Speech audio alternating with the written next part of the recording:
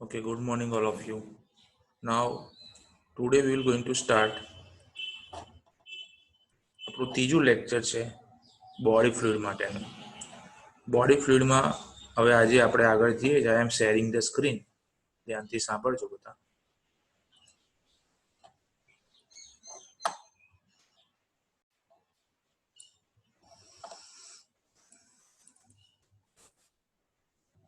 Take a closer look at what happens during osmosis. કાલે અહીં સુધી જોયું તો આપણે what happens during osmosis. So now today we will continue with the osmosis. Osmosis is the movement of water across a membrane from the side that has more water and therefore less solute to the side that has less water and therefore more solute. હવે આની અંદર શું છે કે એક આપણે beaker લઈએ એક અને એની અંદર વચ્ચે સેમી પરમિએબલ મેમ્બ્રેન મૂકી દઈએ. બંને બાજુ જે છે વોટર ભરી દઈએ. બંને બાજુ વોટરના મોલિક્યુલ સેમ છે, પણ એક બાજુ જે છે આપણે સોલ્ટ નાખીએ, યુરિયા નાખીએ અથવા તો સોડિયમ ક્લોરાઇડ નાખીએ. અને આ જે સેમી પરમિએબલ મેમ્બ્રેન છે it will only allow the water molecule to pass from it.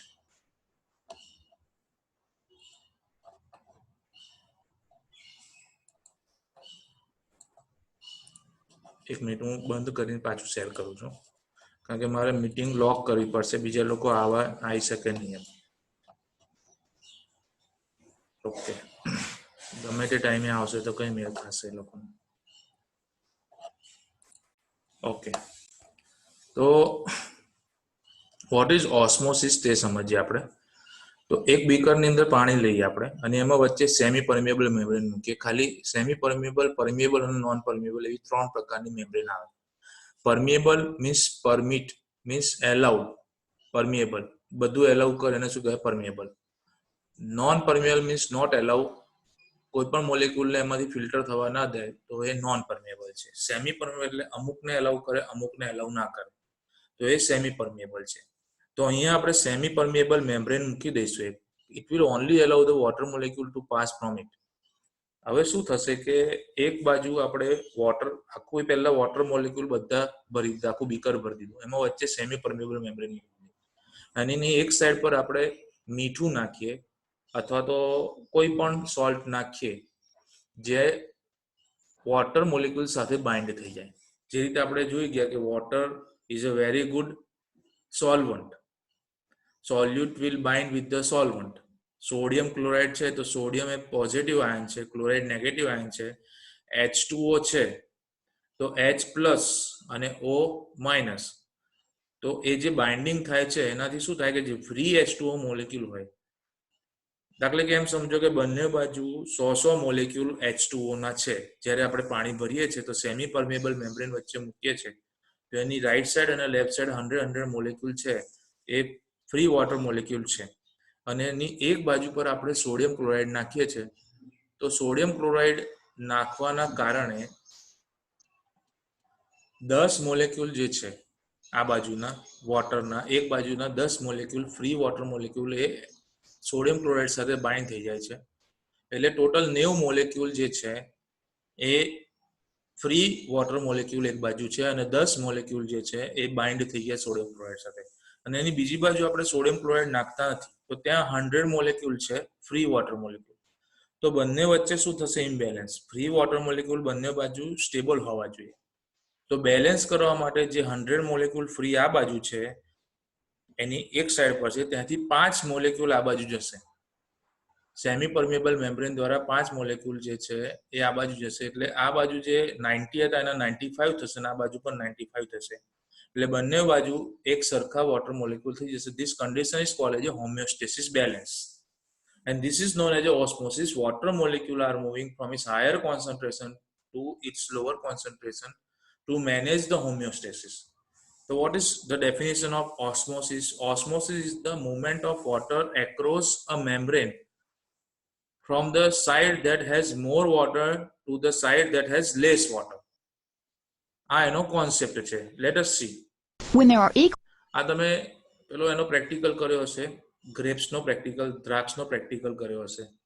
મીઠાવાળું પાણી લઈને એમાં દ્રાક્ષ મૂકો, સાદું પાણી હોય એમાં દ્રાક્ષ મૂકો તો સાદું પાણી દ્રાક્ષની અંદર સોલ્ટનું પ્રમાણ વધારે અને પાણીનું પ્રમાણ ઓછું તો પાણી બહારથી અંદર જશે દ્રાક્ષ ફૂલી જશે અને મીઠાવાળા પાણીમાં દ્રાક્ષ મૂકશો તો બહાર પાણીનું પ્રમાણ વધારે ઓછું છે મીઠાનું પ્રમાણ વધારે છે તો પાણી દ્રાક્ષની અંદર જે વોટર કન્ટેન્ટ છે બહાર આવશે તો આખી એ સંકોચી જશે.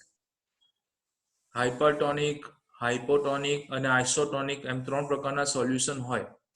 હાઇપરટોનિક સોલ્યુશન એટલે એનું જે પ્રમાણ હોય સોલ્યુટનું એ વધારે હોય. હાઇપોટોનિકમાં સોલ્યુટનું પ્રમાણ ઓછું હોય. બેને કમ્પેર કરવામાં આવે ત્યારે બે સોલ્યુશનનું કમ્પેરિઝન કરવામાં આવે બંને સોલ્યુશનમાં સોલ્વન્ટ અને સોલ્યુટનું પ્રમાણ સરખું હોય તો આઇસોટોનિક. એકમાં સોલ્યુટનું પ્રમાણ વધારે હોય એટલે એ જે દ્રાવણ બનેલું હોય એ હાઇપરટોનિક કહેવાય અને એમાં જેમાં ઓછું હોય એ હાઇપોટોનિક કહેવાશે. હવે ઓસ્મોસિસનો કોન્સેપ્ટ શું છે આગળ જોઈએ આપણે. Equal amounts of water particles on either side of the membrane, water can move freely back and forth across the membrane in both directions at the same rate. We say that the two solutions are isotonic, meaning that they have the same total concentration of solute particles. આઇસોટોનિક ક્યાં કહેવાશે કે બંને બાજુ જે સોલ્યુટ particle છે એ સરખા હોય. બે સોલ્યુશનનું કમ્પેરિઝન કરીએ તો બંનેમાં સોલ્યુટનું પ્રમાણ સરખું હોય તો that solution is called as isotonic solution. હવે જુઓ. Let's see what happens when more solute particles are added to the right side of the container. Click the beaker to add the solute. આ જે સોલ્યુટ છે એને right side પર આપણે add કરીએ અને એડ કરવાથી શું થશે કે આ બાજુ સોલ્યુટનું પ્રમાણ વધશે એટલે આ સોલ્યુશન કેવું થશે હાઇપરટોનિક અને Now more solute is present on the right side and it is hypertonic compared to the left side. જો અહીંયા સોલ્યુટનું પ્રમાણ વધાર્યું એટલે અહીંયા હાઇપરટોનિક થશે અને આ હાઇપોટોનિક થશે. કમ્પેરિઝન કરીએ બે સોલ્યુશનનું તો આ હાઇપર વધારે પડતા સોલ્યુટ છે અને આમાં ઓછા છે તો આ હાઇપોટોનિક અને આ હાઇપરટોનિક સોલ્યુશન છે. ઓકે, હવે આમાં જે સોલ્યુટ નાખ્યા આપણે એટલે જે ફ્રી વોટર મોલિક્યુલ હતા એ બાઇન્ડ થઈ જશે સોલ્યુટ સાથે એટલે અહીંયા ફ્રી વોટર મોલિક્યુલ ઓછા થશે અને આ બાજુ ફ્રી વોટર મોલિક્યુલ વધારે હશે તો ઇમ્બેલેન્સ થશે. તો બેલેન્સ કરવા માટે વોટર મોલિક્યુલ આ સાઈડથી આ સાઈડ પર મૂવ થશે. This condition is called as osmosis. Because less solute is present on the left side, we say that solution is hypotonic compared to the right side. જો આ બાજુનું જે સોલ્યુશન છે જ્યાં આગળ સોલ્યુટનું પ્રમાણ વધારે it is called as hypertonic solution અને અહીંયા જે સોલ્યુટનું પ્રમાણ ઓછું છે તો it is called as hypotonic solution. Okay. Note that if you increase the concentration of solute, you decrease the concentration of water. જેટલું સોલ્યુટ આપણે વધારે અંદર એડ કરીશું એટલું વોટરનું પ્રમાણ ઘટશે કારણ કે ફ્રી વોટર મોલિક્યુલ છે સોલ્યુટ સાથે બાઇન્ડ થઈ જશે એટલે ફ્રી વોટર મોલિક્યુલનું પ્રમાણ ઘટશે. જેટલું સોલ્યુટ વધારે નાખશું એટલું ફ્રી વોટર મોલિક્યુલ ઘટશે. Water still moves freely across the membrane in both directions. However, less water will move from right to left because the higher concentration of water on the left side creates a greater chance for a collision between a water molecule and a channel on the left side. As a result, more water will move from the left to the right side of the container. એટલે શું થશે કે આ બાજુ water molecule વધારે હાઇપોટોનિક solution બાજુ water molecule વધારે છે અને હાઇપરટોનિક સોલ્યુશન બાજુ વોટર મોલિક્યુલ ઓછા છે તો ઓસ્મોસિસમાં શું થશે સેમી પરમેબલ મેમ્બ્રેન હશે તો water will move from hypotonic to hypertonic solution. તો શું થશે આની સરફેસ ઉપર આવશે હાઇપરટોનિકમાં વોટર આમાં એડ થશે ને તો આ સરફેસ ઊંચી આવશે અને આ સરફેસ નીચી જશે. દાખલા તરીકે સિમ્પલ દ્રાક્ષ લઈએ આપણે અને સાદા પાણીમાં મૂકીએ તો સાદા પાણીની અંદર ફ્રી વોટર મોલિક્યુલ વધારે છે અને દ્રાક્ષની અંદર જે વોટર છે એની અંદર સોલ્યુટનું પ્રમાણ વધારે છે કારણ કે દ્રાક્ષમાં ખાલી વોટર એટલું નથી પણ એની અંદર બીજું બધું પણ અમુક એલિમેન્ટ છે સોલ્યુટ છે એની અંદર તો બહારથી પાણી દ્રાક્ષની અંદર જશે એટલે દ્રાક્ષને પાણીમાં ડુબાડી રાખવામાં આવશે તો બીકોઝ ઓફ ઇમ્બેલેન્સ અને જે દ્રાક્ષની જે સરફેસ છે it will act as a semi permeable membrane એટલે પાણી અંદર જશે એટલે દ્રાક્ષ આખી ફૂલી જશે. ઓકે, તો જુઓ. Let's see how osmosis affects real cells. Move the needle on the meter to see the effective solutions of different tonicity on cells. હવે આવા શરીરની અંદર જે આપણા 3 વોલ્યુમ છે બોડી ફ્લુઇડના intracellular fluid volume, extracellular fluid volume, પ્લાઝમાની અંદર છે ફ્લુઇડ, બ્લડ વેસલ્સની અંદર અને બ્લડ વેસલ્સની બહાર એક્સ્ટ્રા સેલ્યુલર ફ્લુઇડ વોલ્યુમ, સેલની અંદર ઇન્ટ્રાસેલ્યુલર ફ્લુઇડ વોલ્યુમ. આજે આપણે ફ્લુઇડ વોલ્યુમના જે કમ્પાર્ટમેન્ટ જોઈ ગયા. હવે એની અંદર આઇસોટોનિસિટી, હાઇપરટોનિસિટી અને હાઇપોટોનિસિટી થાય તો સોજો કેવી રીતે આવે, બરાબર? તો let us see about the tonicity. Isotonic કોને કહેવાય કે બંને બાજુ સોલ્યુશન સરખા હોય તો આઇસોટોનિક કહેવાય. એક બાજુ સોલ્યુશનમાં સોલ્યુટનું પ્રમાણ વધારે તો હાઇપરટોનિક કહેવાય. બીજી બાજુ સોલ્યુશનમાં સોલ્યુટનું પ્રમાણ ઓછું હોય તો હાઇપોટોનિક કહેવાય. તો let us see what happens in case of isotonicity, hypotonicity and hypertonicity.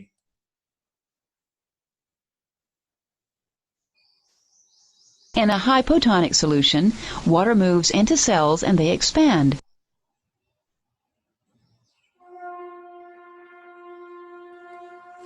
जो hypotonic in hypotonic solution, in hypotonic solution We water measure the ability of a solution. Wait.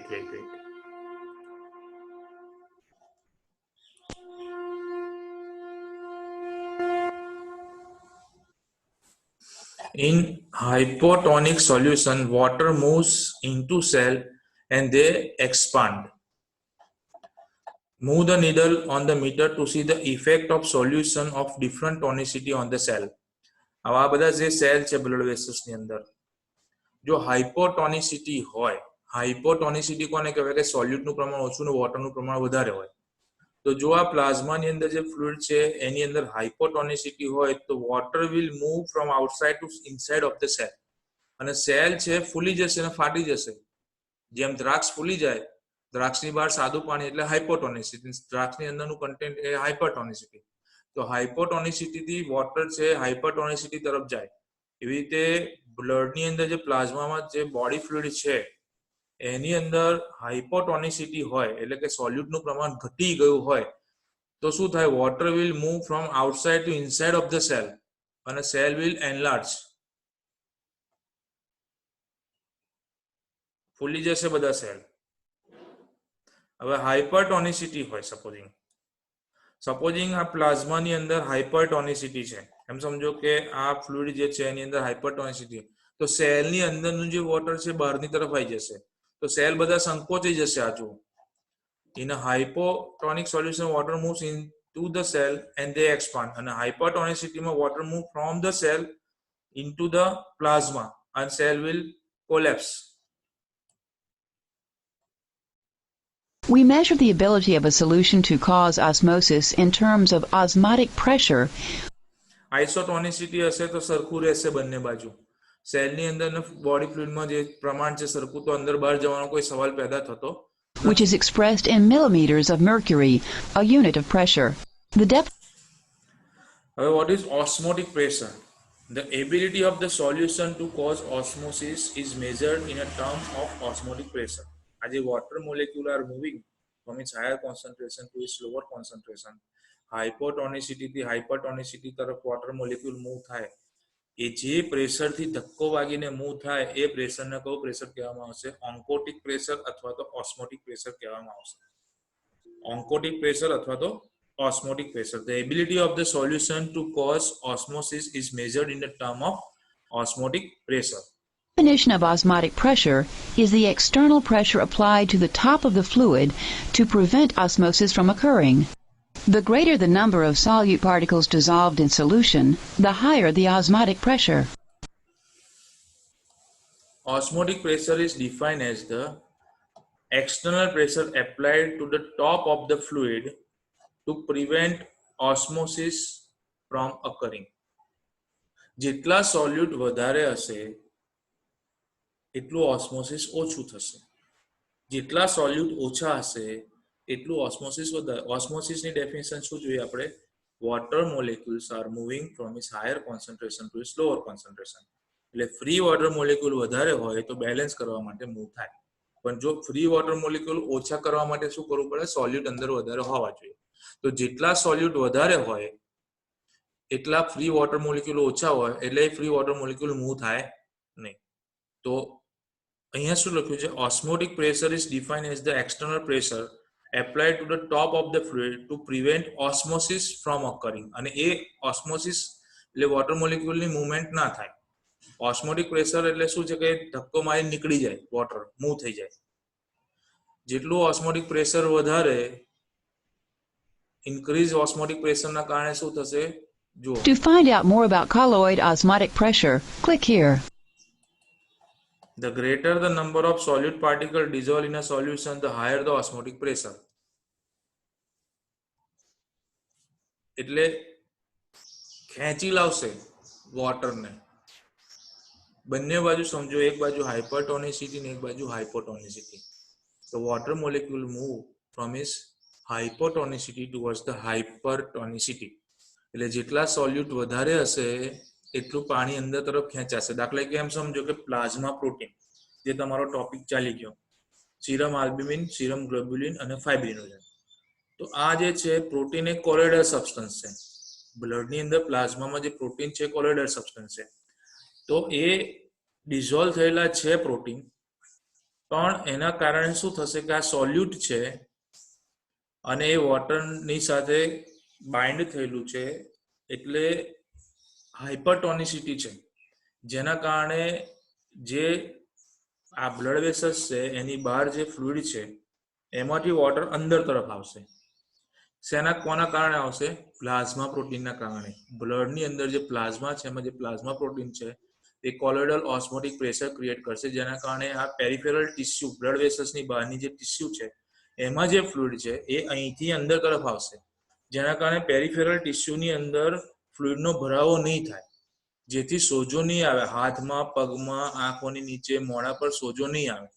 પણ સપોઝિંગ કોઈને કિડનીનો પ્રોબ્લેમ છે, કિડનીની અંદર જે structural and functional unit of the kidney એટલે nephron, નેફ્રોનની અંદર બાઉમેન cup, proximal conoid tubule, descending loop of Henle, ascending loop of Henle, early distal conoid tubule, late distal conoid tubule, cortical collecting duct, medullary collecting duct, આ એના structure છે. પણ બાઉમેન કપની અંદર એફરન્ટ આર્ટેરિયોલ અંદર તરફ જઈ અને આખું એક ખૂચરું કેપિલરીનું બનાવે છે, જેને આપણે કહીએ છીએ ગ્લોમેરુલસ. અને ગ્લોમેરુલસની અંદર બ્લડનું ફિલ્ટ્રેશન થાય છે, અને એ ગ્લોમેરુલસમાં 3 ફિલ્ટરિંગ મેમ્બ્રેન છે: કેપિલરી એન્ડોથેલિયમ વિથ ફેનેસ્ટ્રેશન, બેઝમેન્ટ મેમ્બ્રેન અને પોડોસાઇટ. આ 3 વસ્તુ ભેગું થઈ અને ફિલ્ટરિંગ મેમ્બ્રેન બનાવે છે. પણ કોઈ કારણસર કિડનીમાં ઇન્ફેક્શન લાગ્યું અને એક કિડનીમાં 13 લાખ નેફ્રોન છે, બીજી કિડનીમાં 13 લાખ નેફ્રોન છે. 1.3 million nephron in the right kidney, 1.3 million nephron in the left kidney. હવે by chance urinary tract infection લાગ્યું, એમાં કિડનીમાં બેક્ટેરિયા ભરાયા અને બેક્ટેરિયા મલ્ટીપ્લાય થયા, અને બેક્ટેરિયામાં એ લોકો મલ્ટીપ્લાય કઈ જગ્યાએ થયા? ઇન ધ બાઉમેન નેફ્રોનની અંદર જે બાઉમેન કપમાં જે ગ્લોમ્યુલસ છે એને ડેમેજ કર્યું. એ ડેમેજ થવાના કારણે જે બ્લડ ત્યાંથી પસાર થતું હતું એ આખું એનું જે પ્રોટીન છે, પ્લાઝમા પ્રોટીન છે, લીક થયું, અને બધું પ્લાઝમા પ્રોટીન છે યુરિનની અંદર આવ્યું. અને એ વ્યક્તિનો યુરિન ટેસ્ટ કરવા માટે ગયા તો યુરિનના અંદર protein plus plus plus plus 4 plus આવ્યું. યુરિનમાં ગ્લોબ્યુલિન વધારે જોવા મળે છે, આલ્બ્યુમિન વધારે જોવા મળે છે. એવું કેમ થયું? તો કિડનીમાં ઇન્ફેક્શન લાગવાના કારણે, નેફ્રોન ડેમેજ થવાના કારણે બ્લડ જ્યાંથી જતું હતું તો પ્રોટીન નીકળી ગયું. હવે પ્રોટીન નીકળ્યા પછી આ વ્યક્તિને મોઢા પર સોજા આવશે, પગ પર સોજા આવશે. મને તો જો મોઢા પર સોજા આવી ગયા, પગ પર સોજા આવી ગયા, શરીર પર સોજા આવી ગયા. તો સ્વેલિંગ કેમ આવ્યું?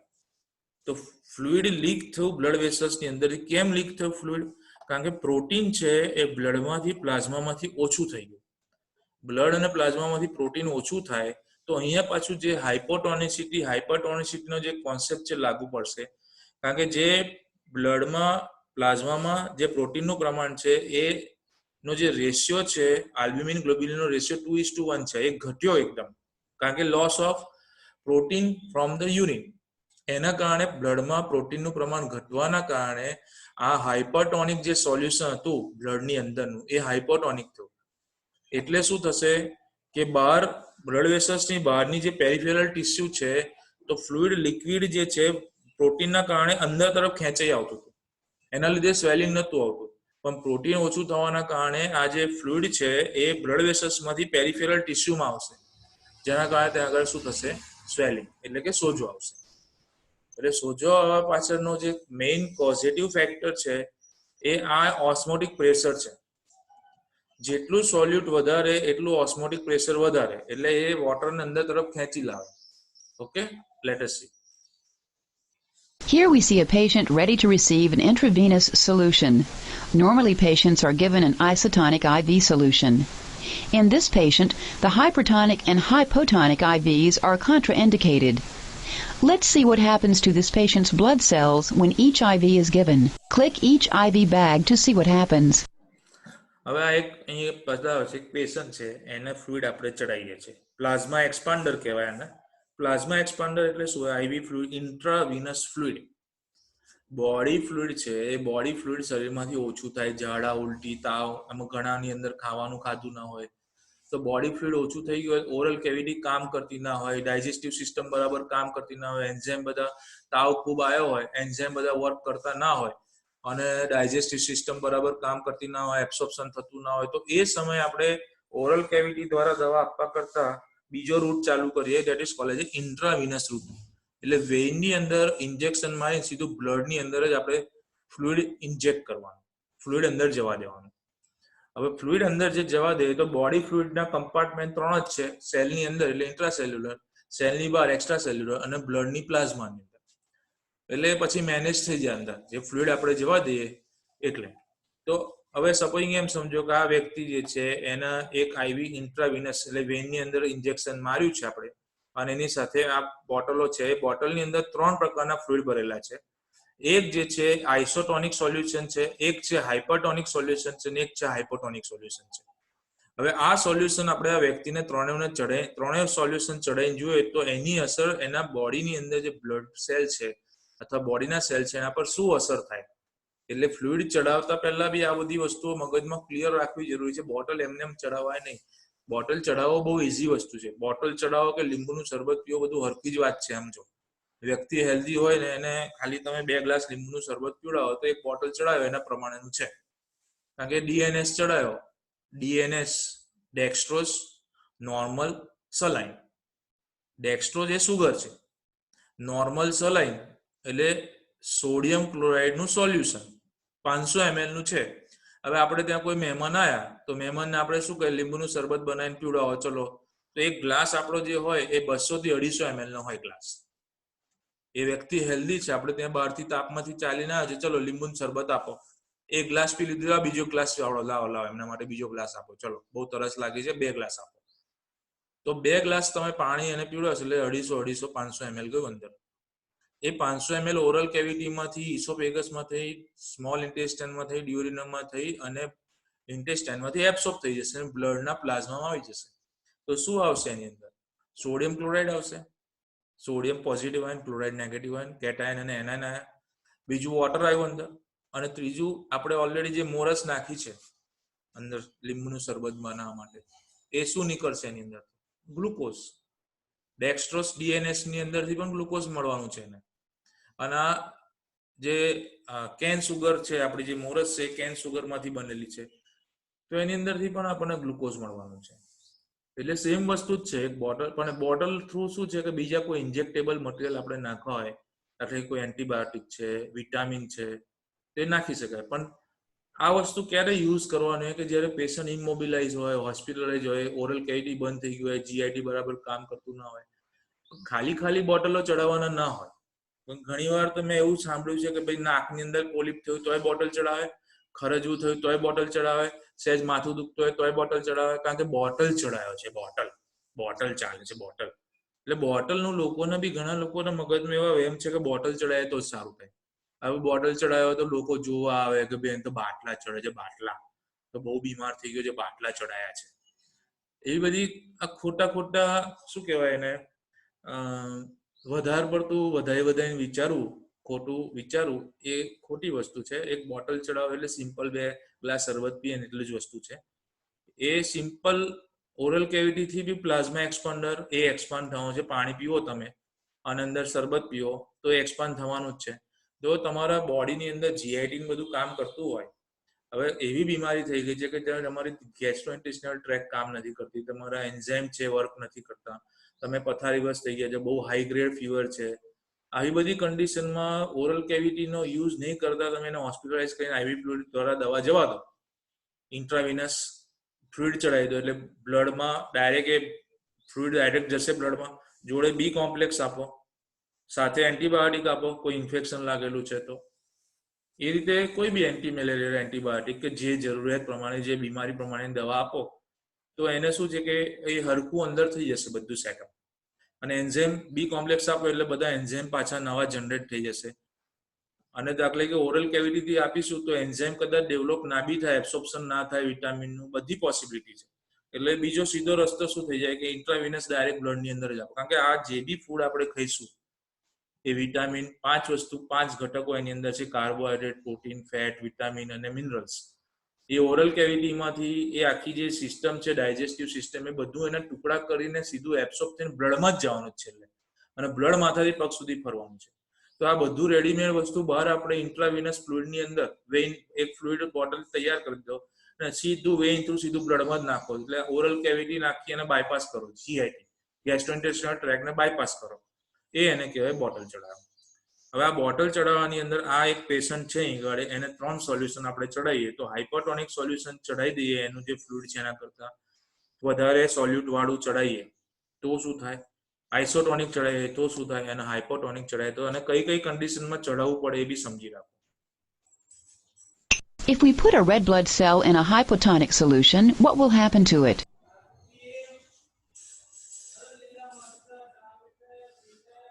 સપોઝિંગ આપણે આરબીસી ને હાઇપોટોનિક સોલ્યુશનમાં નાખીએ.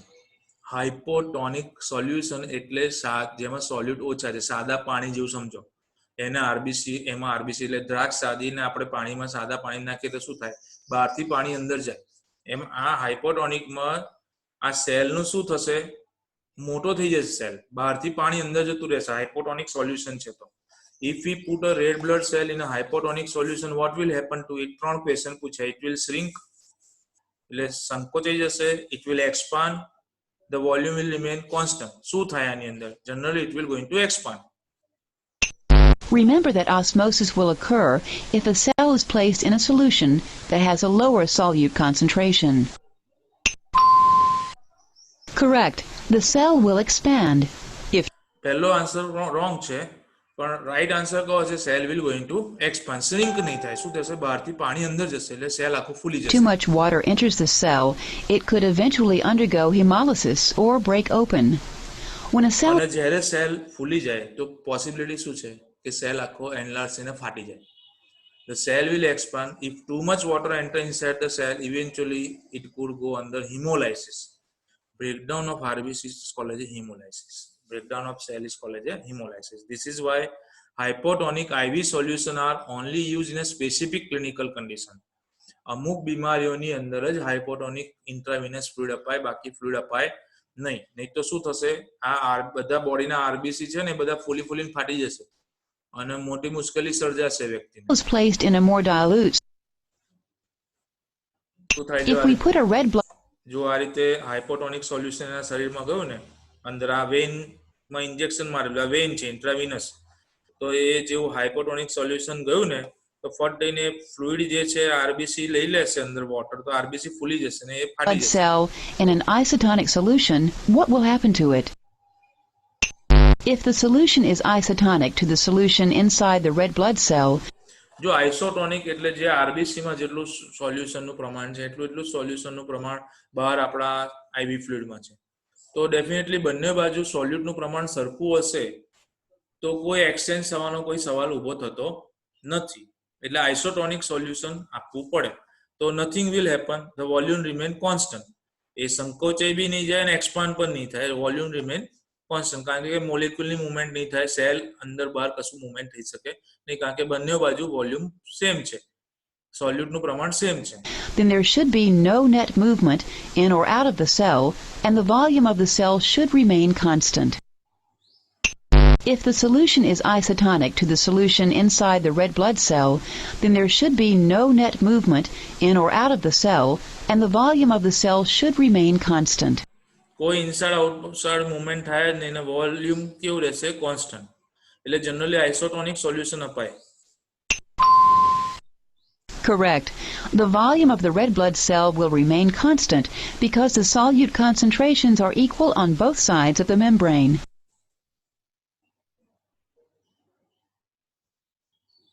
If we put a red blood cell in a hypertonic solution, what will happen to it?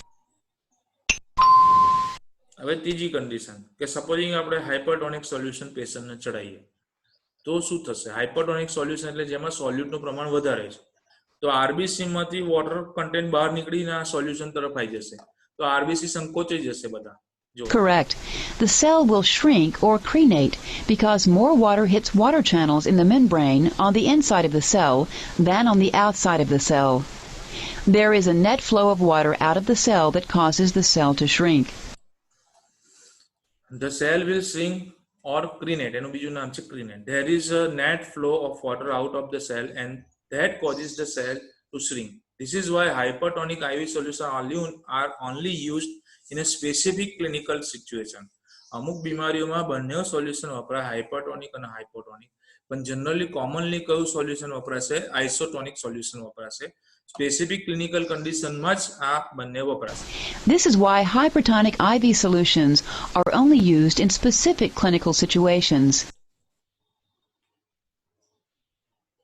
Here's a summary of what we've covered.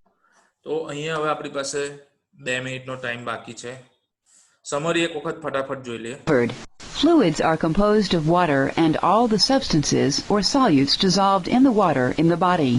Most fluids within the body exist in 3 major compartments: intracellular, plasma, and interstitial. The interstitial compartment and the plasma are the extracellular compartments. Within a solution, positive and negative charges must balance regardless of the number of ions present. The concentration of dissolved ions, or electrolytes, in the intracellular compartment is very different than the concentration of electrolytes in the extracellular compartment. Both water and electrolytes have many important functions in the body. Osmosis is the movement of water across a membrane from the side that has more water to the side that has less water. To test your knowledge, click the quiz button to go to the self-quiz. Okay, આ બધા point આપણે ચલાવી દીધા body ફ્લુઇડના ઇન્ટ્રોડક્શનની અંદર. Osmosis શું છે, intracellular, plasma, interstitial, dissolve ion, electrolyte કોને કહેવાય, આ બધા બેઝિક વસ્તુઓ બોડી ફ્લુઇડ માટેની મેં અહીં ગાડે કમ્પ્લીટ કરી દીધી છે. Now our first chapter, introduction of the body fluid, is completed. જે આગળ ઘણા બધા મુદ્દા જોવાના છે આપણે. આમાં મેઇન વસ્તુ પ્લાઝમા પ્રોટીન ચલાવતા પહેલા ઓસ્મોટિક પ્રેશર સમજવાનું હતું. કારણ કે આ કિડનીની અંદર પણ આવશે ઓસ્મોટિક પ્રેશર, હાર્ટની અંદર બી આવશે. બધી જગ્યાએ સ્વેલિંગ થવાનું કારણ જે છે એ બોડીના કમ્પાર્ટમેન્ટ, જુદા જુદા કમ્પાર્ટમેન્ટમાં એની હાઇપોટોનિસિટી, હાઇપરટોનિસિટી અથવા તો આઇસોટોનિસિટી ડિસ્ટર્બ થઈ ગયેલી હોય એના કારણે આ વસ્તુ થઈ શકે છે. Now we have less than 1 minute. ગમે ત્યારે આપણી મીટિંગ પૂરી થઈ જશે. હું સ્ક્રીન શેરિંગ બંધ કરું છું. કોઈને કોઈ ક્વેરી હોય તો ટાઈપ કરો. હું જવાબ આપી શકું નહીં આપી શકું મને ખબર નથી, લેસ ધેન 1 મિનિટ છે. પણ કોઈને કોઈ ક્વેરી હોય તો લખો ત્યાં આગળ. આ રિલેટેડ ટુ ધ આજનો જે ટોપિક ચાલ્યો એમાં કોઈને કોઈ ક્વેશ્ચન હોય તો લખો. Otherwise we will meet after 1 week. This is the last lecture today. Then we will meet on next Monday, next Tuesday. તો કોઈને કોઈ ક્વેશ્ચન હોય તો પૂછી લો, એ ભૂલી જવાશે. ગમે ત્યારે મીટિંગ આપણી પૂરી થઈ જશે. 1 મિનિટ કરતા ઓછો ટાઈમ છે એટલા માટે. કોઈ પૂછવું છે કોઈને ચેટમાં ટાઈપ કરો, અથવા તો અનમ્યુટ ઓલ કરું છું. કોઈને ડાયરેક્ટ પૂછવું હોય તો માઇકમાં બોલી શકો છો.